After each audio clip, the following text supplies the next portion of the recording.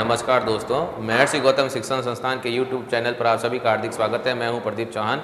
आज मैं आपके लिए लेकर आया हूं कक्षा 11th और 12th का चैप्टर पादपों में श्वसन। सब्जेक्ट है जीव विज्ञान। इस चैप्टर में हमारा जो आज टॉपिक चल रहा है वो है पेंटोज फॉस्फेट पथ, जिसको PPP कहा जाता है, या इसी को जो है हेक्सोज मोनोफॉस्फेट पथ या HMP कहा जाता है।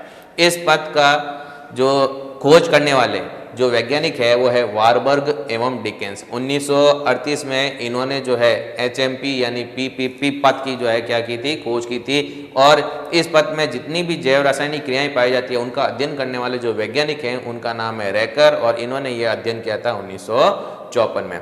तो इस चैप्टर में आपने देखा होगा कि जो ऑक्सीश्वसन जो होता है उसमें ग्लाइकोलाइसिस और क्रेब्स चक्र जो जैव रासायनिक अभिक्रियाएं पाई जाती है, और ऑक्सीश्वसन इस ग्लाइकोलाइसिस और क्रेब्स चक्र की जो जैव रासायनिक अभिक्रियाएं होती है उनके द्वारा संपन्न होता है। लेकिन कुछ सजीवों में उनके स्थान पर वैकल्पिक पथ पाया जाता है, और उसी वैकल्पिक पथ का एक उदाहरण है पेंटोज फॉस्फेट पथ। इस पेंटोज फॉस्फेट पथ में क्या होता है कि 6 कार्बन वाली जो शर्करा है, 6 कार्बन वाली शर्करा का जो विघटन होता है वो 5 कार्बन वाली शर्करा में होता है। तो 6 कार्बन वाली शर्करा का 5 कार्बन वाली शर्करा में क्या हो रहा है, विघटन हो रहा है। अतः इसको नाम दिया गया पेंटोज फॉस्फेट पथ नाम दिया गया। अब इस पथ में जो 3 चरण पाए जाते हैं वो 3 चरण क्या है, सबसे पहले क्या होता है, ग्लूकोज से बनता है ग्लूकोज 6 फॉस्फेट। तो सबसे पहले ग्लूकोज 6 फॉस्फेट का इसमें निर्माण होता है। तो ये आपने ग्लाइकोलाइसिस में भी पढ़ रखा है कि ग्लूकोज से बनता है ग्लूकोज 6 फॉस्फेट, और ये जो क्रिया होती है हेक्सोकाइनेज एंजाइम की उपस्थिति में होती है। फास्फोरिलीकरण होता है इसमें, और ATP से निर्माण होता है किसका, ADP का।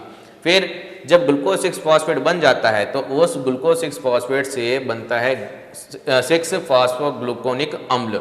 ये जो 6 फॉस्फोग्लूकोनिक अम्ल जो बनता है, इसके लिए जो एंजाइम चाहिए उसका नाम है ग्लूकोज 6 फॉस्फेट डिहाइड्रोजिनेज। क्या नाम है, ग्लूकोज 6 फॉस्फेट डिहाइड्रोजिनेज। और NADPH2 जो अपचयित हो जाता है और निर्माण होता है NADPH2। और इसमें ध्यान दीजिएगा कि 6 ही अणु ग्लूकोज के थे, ग्लूकोज 6 फॉस्फेट के भी 6 अणु बने, और फास्फोग्लूकोनिक अम्ल के भी 6 अणु बनेंगे, और NADPH2 के भी कितने बने, यहाँ पर 6 अणु बने। जब 6 फास्फोग्लूकोनिक अम्ल बन जाता है तो उसके पश्चात निर्माण होता है राइबोलोज 5 फॉस्फेट का, यानी कि 6 कार्बन से कितने कार्बन वाली, 5 कार्बन वाली शर्करा का निर्माण हो गया, जिसको राइबोलोज 5 फॉस्फेट कहा जाता है। और ये फास्फोग्लूकोनिक अम्ल से जब राइबोलोज 5 फॉस्फेट बनता है तो उसके लिए जो एंजाइम चाहिए उसका नाम होता है फास्फोग्लूकोनिक डिहाइड्रोजिनेज एंजाइम। इसमें भी अपचयित NADPH जो है अपचयित होकर के क्या बना देता है, NADPH2, और साथ में जो है कार्बन डाइऑक्साइड के 6 अणु मुक्त होते हैं।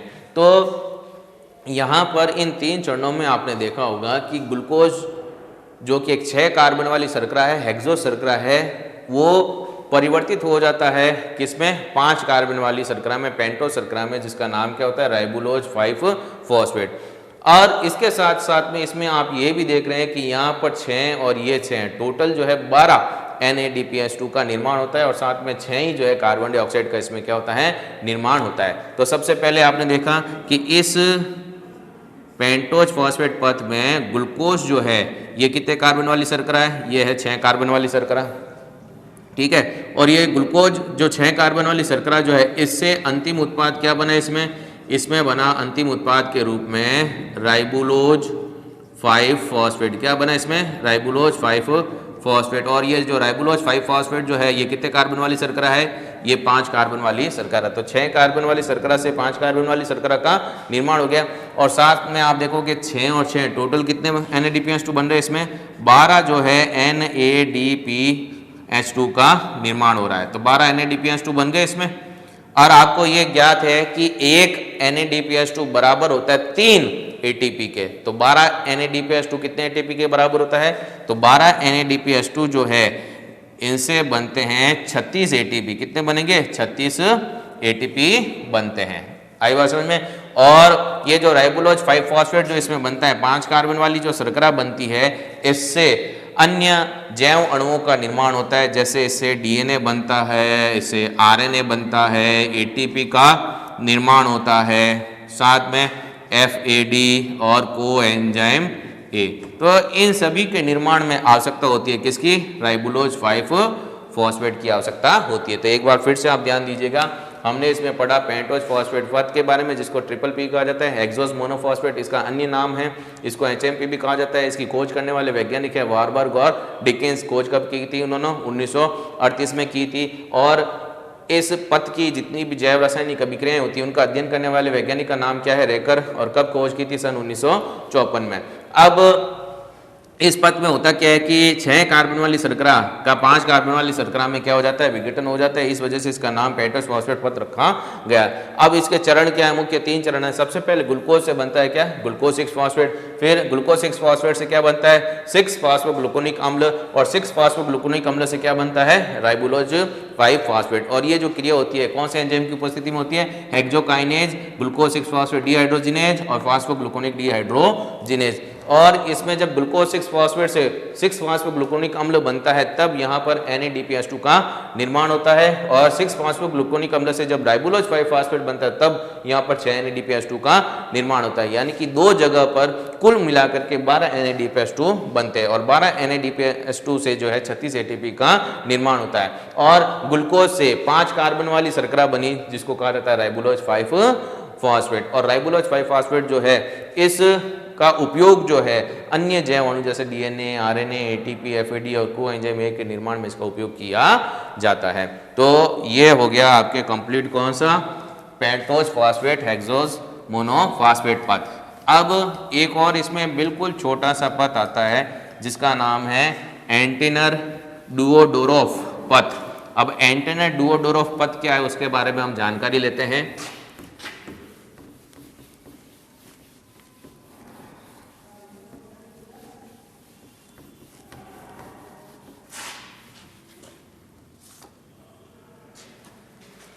अब इसके बाद में अगला जो पथ है उसका नाम है एंटेनर डुओडोरोफ पथ। अब एंटेनर डुओडोरोफ पथ जो होता है ये पथ पाया जाता है जीवाणु में। किस में पाया जाता है? जीवाणु में पाया जाता है। और उस जीवाणु का नाम क्या है? उस जीवाणु का नाम है स्यूडोमोनास। क्या नाम है उसका? स्यूडोमोनास। क्या नाम है इसका? स्यूडोमोनास। अब ये पथ जो है ये जीवाणु में पाया जाता है। और जीवाणु में इस पथ में हम क्या देखते हैं कि जो शर्करा का जो विघटन है वो किस में होता है? पायरुविक अम्ल में होता है। तो ये पथ क्या दर्शाता है? ये पथ दर्शाता है शर्करा का पायरुविक अम्ल में विघटन दर्शाता है। शर्करा का पायरुविक अम्ल में विघटन दर्शाता है ये पथ। ठीक है। और ये जो पथ जो है इस पथ में जो मध्यवर्ती यौगिक बनते हैं, कौन से यौगिक बनते हैं? मध्यवर्ती जो यौगिक बनते हैं ये मध्यवर्ती यौगिक ग्लाइकोलाइसिस में बनने वाले मध्यवर्ती यौगिक से भिन्न होते हैं। मध्यवर्ती यौगिक से क्या होते हैं? मध्यवर्ती यौगिक से भिन्न होते हैं। क्या होते हैं? मध्यवर्ती यौगिक से भिन्न होते हैं। तो बस ये इतना सा ही है। एंटेनर डुओडोरोफ पथ जो है यह पथ पाया जाता है जीवाणु में। और कौन से जीवाणु पाया जाता है? उसको कहा जाता है स्यूडोमोनास जीवाणु। अब यह पथ क्या प्रदर्शित करता है? ये क्या दर्शाता है पथ? ये पथ जो है 6 कार्बन वाली शर्करा का पायरुविक अम्ल में विघटन को दर्शाता है। और इस पथ में जो मध्यवर्ती यौगिक बनते हैं वो ग्लाइकोलाइसिस में बनने वाले मध्यवर्ती यौगिकों से क्या होते हैं? भिन्न होते हैं। अब इसके बाद में हम पढ़ते हैं श्वसन गुणांक। श्वसन गुणांक जिसको रेस्पिरेटरी क्वाड्रेंट भी कहा जाता है। और RQ इसको कहा जाता है शॉर्ट फॉर्म में। श्वसन गुणांक का तात्पर्य क्या होता है? देखिए श्वसन गुणांक का तात्पर्य क्या होता है कि श्वसन में जो विमुक्त कार्बन डाइऑक्साइड का आयतन और श्वसन में प्रयुक्त होने वाली ऑक्सीजन का जो आयतन होता है इन दोनों आयतन के अनुपात को ही क्या कहा जाता है? श्वसन गुणांक कहा जाता है। इसका मतलब श्वसन गुणांक को हम कैसे लिख सकते हैं कि जो श्वसन गुणांक जो है, श्वसन गुणांक का तात्पर्य क्या हुआ? श्वसन गुणांक का मतलब क्या हुआ कि श्वसन में या श्वसन से विमुक्त या श्वसन के दौरान विमुक्त CO2 का आयतन, ठीक है, श्वसन के दौरान विमुक्त CO2 का आयतन अपॉन श्वसन में प्रयुक्त O2 का आयतन, ठीक है। तो परिभाषा बन गई कि श्वसन के दौरान विमुक्त CO2 का आयतन तथा श्वसन के दौरान प्रयुक्त O2 के आयतन के अनुपात को ही क्या कहा जाता है, श्वसन गुणांक कहा जाता है। अब जो श्वसन क्रिया दर जो काम में लिए जाता है, श्वसन क्रिया दर का तात्पर्य क्या होता है कि श्वसन क्रिया में जो जटिल जैव रासायनिक जो कार्बनिक अणु होते हैं वो टूट करके या ऑक्सीकृत होकर के सरल अणुओं में परिवर्तित हो जाते हैं और ऊर्जा प्रदान करते हैं, वो क्या कहलाते हैं, श्वसन क्रिया दर कहलाते हैं। और हर श्वसन क्रिया दर के लिए RQ का मान भी क्या होता है, अलग अलग होता है। अब कैसे होता है वो आप देखेंगे इसमें। अब जैसे मान लीजिए हम इसमें ज्ञात करते हैं सबसे पहले ऑक्सी श्वसन। ऑक्सी श्वसन के लिए श्वसन गुणांक क्या होगा, ऑक्सी श्वसन जिसको कहा जाता है वायवीय श्वसन, तो ऑक्सी श्वसन का श्वसन गुणांक। अब ऑक्सी श्वसन का श्वसन गुणांक क्या होगा, कैसे निकाला जाए, आपको ऑक्सी श्वसन की जो रासायनिक क्रिया है वो याद होनी चाहिए, वो है C6H12O6 प्लस 6O2 और यहाँ पर जो उत्पाद बनेगा वो है 6CO2 प्लस 6H2O और साथ में क्या बनती है, इसमें ऊर्जा बनती है। तो इसमें विमुक्त कार्बन डाइऑक्साइड का आयतन कितना है, 6 है। RQ ज्ञात करते हैं तो विमुक्त कार्बन डाइऑक्साइड का आयतन कितना, 6 है और प्रयुक्त ऑक्सीजन का आयतन भी कितना है, 6 है। तो इसका मतलब ये हुआ कि जो ऑक्सी श्वसन जो है, ऑक्सी श्वसन का जो श्वसन गुणांक है वो कितना प्राप्त होगा, 1 प्राप्त होगा। क्यों कि इसमें विमुक्त होने वाली कार्बन डाइऑक्साइड का आयतन और प्रयुक्त होने वाली ऑक्सीजन का आयतन कैसे होता है, एक समान होता है। दोनों ही देख लो 6 है, एक समान है। इस वजह से जो श्वसन गुणांक RQ प्राप्त होता है वो कितना प्राप्त होता है, 1 प्राप्त होता है। तो ये तो हुआ ऑक्सी श्वसन का श्वसन गुणांक। अगर वसा का ज्ञात करें, वसा का श्वसन गुणांक, ठीक है। अब वसा का श्वसन गुणांक कैसे ज्ञात किया जाता है, वसा का जो है यहाँ पर एक अणुसूत्र लिखते हैं C51H98 और O6 और 2 अणु लिए हमने, ठीक है। अब आप इस अणुसूत्र में देख सकते हैं कि कार्बन की तुलना में ऑक्सीजन बहुत ही कम है। कार्बन हमने लिखे 51 और ऑक्सीजन हमने लिखी है 6। तो इस अणुसूत्र में आपको ये दिखाई दे रहा है कि कार्बन की तुलना में ऑक्सीजन की संख्या क्या है, बहुत ही कम है। इसका मतलब वसा के इस अणु को ऑक्सीकृत करने के लिए अब अधिक मात्रा में आवश्यकता पड़ती है, किसकी, ऑक्सीजन की। और ऑक्सीजन कितनी चाहिए, इसमें 145 अणु चाहिए ऑक्सीजन के। अब यहाँ पर जब वसा का अणु यह ऑक्सीकृत होता है और कार्बन डाइऑक्साइड बनती है तो वो कार्बन डाइऑक्साइड जो होती है वो संख्या में क्या होगी, कम होगी, किसकी तुलना में, ऑक्सीजन की तुलना में। आप देख सकते हो ऑक्सीजन जो प्रयुक्त की गई है वो 145 और जो विमुक्त कार्बन डाइऑक्साइड का जो आयतन है वो कितना आ रहा है, यहाँ पर 102 आ रहा है, ठीक है। तो अब आप देखो इसका जब श्वसन गुणांक ज्ञात करोगे तो श्वसन गुणांक क्या रहेगा, RQ जो आप देखोगे तो कार्बन डाइऑक्साइड का आयतन कितना आ रहा है, 102 और ऑक्सीजन का आयतन कितना आ रहा है, 145 और यहाँ पर इसका जो श्वसन गुणांक ज्ञात होता है वो 1 से भी कम होता है, यानी 0.7।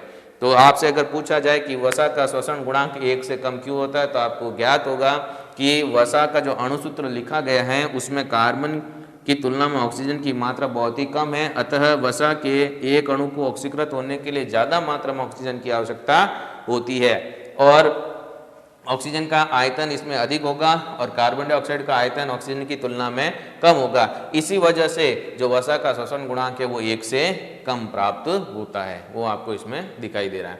अब अगर मान लीजिए हम इसमें ज्ञात करें कोई कार्बनिक अम्ल जैसे कि ऑक्सैलिक अम्ल, हम लेते हैं कौन सा, ऑक्सैलिक अम्ल।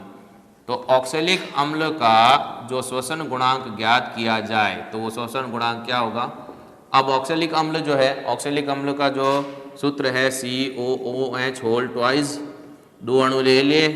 अब आप इस सूत्र में देख सकते हो कि कार्बन की तुलना में ऑक्सीजन ज़्यादा मात्रा में उपस्थित है, और जब कार्बन की तुलना में ऑक्सीजन ज़्यादा मात्रा में उपस्थित होती है तो उस अणु को ऑक्सीकृत होने के लिए ऑक्सीजन की मात्रा कम चाहिए, तो यहाँ पर मात्र 1 ऑक्सीजन ही लिखी जाती है। और अब यहाँ पर जो उत्पाद बनेगा उसमें आप देखोगे 4 कार्बन डाइऑक्साइड, ठीक है, और 2 बन जाएंगे इसमें जल के अणु। अब यहाँ आप इस ऑक्जेलिक अम्ल का जब RQ निकालोगे तो देखोगे विमुक्त कार्बन डाइऑक्साइड का आयतन कितना है 4, प्रयुक्त ऑक्सीजन का आयतन 1, तो आंसर क्या आया 4। यानी कि कार्बनिक अम्ल जिसमें हमने लिया ऑक्जेलिक अम्ल, उसका जो RQ है श्वसन गुणांक है वो कितना होता है 4 प्राप्त होता है। इसी तरीके से अगर मान लीजिए सिट्रिक अम्ल लिया जाए तो सिट्रिक अम्ल का जो RQ होता है वो भी 1 से ज्यादा होगा, यानी 1.14। और अगर मान लीजिए मैलिक अम्ल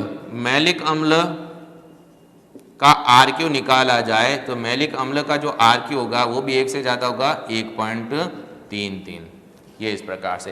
तो जो कार्बनिक अम्ल के जब श्वसन गुणांक ज्ञात किए जाते हैं तो हमेशा 1 से ज्यादा प्राप्त होते हैं। रीजन मैंने आपको इसमें बता दिया। अब मान लीजिए मांसल पादप की बात की जाए। मांसल पादप का मतलब आप जानते ही हैं, जैसे नागफनी, कैक्टस जितने भी होते हैं वो मांसल पादप कहलाते हैं, सरस पादप कहलाते हैं। उनका जो श्वसन गुणांक होता है वो 0 प्राप्त होता है। तो देखें आप इसमें मांसल पादप या सरस पादप का श्वसन गुणांक, ठीक है। और मांसल पादप में एग्जाम्पल क्या आता है, नागफनी आता है, ठीक है। अब इसमें आप देखोगे कि यहाँ पर कार्बनिक पदार्थ है C6H12O6, ये श्वसन क्रियाधर है, ठीक है। इसके 2 अणु यहाँ पर काम में लिए गए। अब ऑक्सीजन यहाँ पर यूज ली गई है कितनी, 3 ऑक्सीजन। आप इसमें ये देखोगे कि इसमें जो है मध्यवर्ती यौगिक बनेगा लेकिन कार्बन डाइऑक्साइड का निर्माण नहीं होगा। तो मध्यवर्ती जो यौगिक बनता है मैलिक अम्ल, ठीक है ना। तो यहां पर क्या बन गया, ये मैलिक अम्ल बन गया, और साथ में यहां पर बन जाते हैं जल के अणु। तो क्या यहां पर आपको कार्बन डाइऑक्साइड दिख रही है, नहीं दिख रही है। कार्बन डाइऑक्साइड के स्थान पर इसमें मध्यवर्ती यौगिक मैलिक अम्ल का निर्माण हो गया। तो कार्बन डाइऑक्साइड का आयतन कितना इसमें 0 है। तो जब RQ निकालेंगे मांसल पादपों में तब कार्बन डाइऑक्साइड का आयतन जो है वो कितना होता है, 0 होता है। और ऑक्सीजन का आयतन आप देख सकते हैं यहाँ पर कितना है, 3 है। तो इसका मतलब RQ जो है वो कितना प्राप्त होगा, 0 प्राप्त होगा। तो मांसल पादपों में या सरस पादपों में जो श्वसन गुणांक जो प्राप्त होता है वो कितना प्राप्त होता है, 0 प्राप्त होता है। क्यों? क्योंकि इसमें हम देखते हैं कि जो ग्लूकोज का जो है पूर्ण ऑक्सीकरण नहीं हो पाता है। इसमें मध्यवर्ती यौगिक बनते हैं लेकिन कार्बन डाइऑक्साइड का निर्माण नहीं होता। इस वजह से इसके लिए जो श्वसन गुणांक का मान है वो क्या प्राप्त होता है, 0 प्राप्त होता है। अब हम देखेंगे इसमें नेक्स्ट अवायवीय श्वसन। अवायवीय श्वसन में श्वसन गुणांक क्या रहता है। तो अवायवीय श्वसन की बात की जाए, अवायवीय श्वसन, तो अवायवीय श्वसन का श्वसन गुणांक अगर ज्ञात किया जाए तो वो क्या प्राप्त होता है, वो होता है अनंत। तो अनंत क्यों प्राप्त हुआ? अवायवीय श्वसन का मतलब है कि उसमें ऑक्सीजन क्या होती है, अनुपस्थित होती है, और जो श्वसन क्रियाधर है जैसे कि ग्लूकोज उसका पूर्ण ऑक्सीकरण नहीं होता है, ठीक है। तो यहाँ पर देखें C6H12O6 लिख दिया यहाँ पर ग्लूकोज। यहाँ अवायवीय श्वसन है तो यहाँ ऑक्सीजन तो होगी नहीं, तब अपूर्ण ऑक्सीकरण होने से यहाँ पर एथिल अल्कोहल का निर्माण होता है और साथ में बनती है कार्बन डाइऑक्साइड, बनेगी कार्बन डाइऑक्साइड। तो यहाँ पर जो कार्बन डाइऑक्साइड का जो आयतन है वो तो है कितना, 2 लिख दिया। और प्रयुक्त ऑक्सीजन है ही नहीं, प्रयुक्त ऑक्सीजन इसमें यूज में नहीं ली गई, तो यहाँ पे आ जाएगा 0। और जब किसी अंक में 0 का भाग दिया जाता है तो क्या प्राप्त होता है, इन्फिनाइट, यानी कि अनंत ज्ञात होता है। तो अवायवीय श्वसन का जो श्वसन गुणांक रहेगा वो क्या रहेगा, अनंत रहेगा।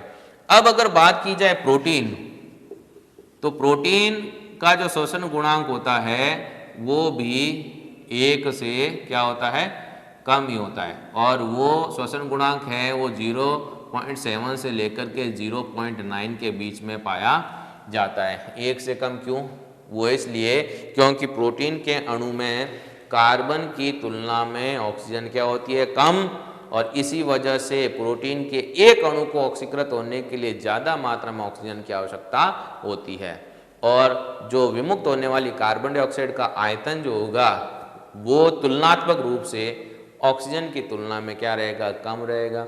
इसी वजह से आप देखते हैं कि वसा में भी ठीक यही परिस्थिति होती है, और उसमें भी RQ का मान 1 से कम प्राप्त होता है, और प्रोटीन में भी RQ का मान जो होता है वो 1 से कम प्राप्त होता है। तो ये था श्वसन गुणांक के बारे में। श्वसन गुणांक का तात्पर्य क्या है कि श्वसन के दौरान विमुक्त कार्बन डाइऑक्साइड के आयतन तथा श्वसन में प्रयुक्त ऑक्सीजन के आयतन के अनुपात को क्या कहते हैं, श्वसन गुणांक कहते हैं। अगर वायवीय श्वसन यानी ऑक्सी श्वसन की बात की जाए तो श्वसन गुणांक कितना प्राप्त होता है, 1। प्रोटीन के श्वसन गुणांक की बात की जाए तो 1 से कम यानी 0.7 से लेकर के 0.9। वसा में श्वसन गुणांक का मान कितना ज्ञात किया 0.7 यानी कि 1 से कम। कार्बनिक अम्ल जिसमें हमने लिया था ऑक्जेलिक अम्ल का श्वसन गुणांक हमने कितना ज्ञात किया, 4 ज्ञात किया।